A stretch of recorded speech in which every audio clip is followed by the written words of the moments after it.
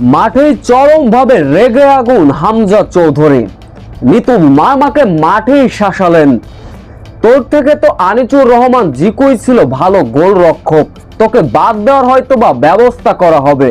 ঠিক সিঙ্গাপুর ম্যাচে এমনই রেগে কেন গেলেন হামজা চৌধুরী? কি এমন ভুল করলেন মিতুল বর্মান, যার ফলে ভুলের মাসুল দিতে হলো গোটা বাংলাদেশ ফুটবল দলকে? শক্তিশালী সিঙ্গাপুরের ঘরের মাঠে মুখোমুখি বাংলাদেশ।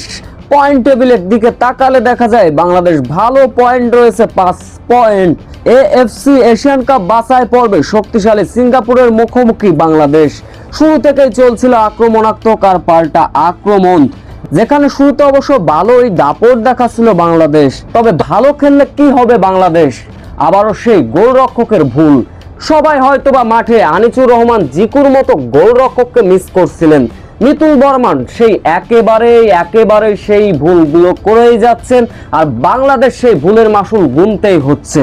ইজি গোল ঠেকাতেই পারতেন, হাঁটু গেড়ে বল ধরার কি প্রয়োজন ছিল? তুমি কি গ্রিপ করতে পারো না মিতুল বর্মন? যার ফলে আবারও সেই বলটি চলে গেল সিঙ্গাপুরের গোলরক্ষকের পায়ে।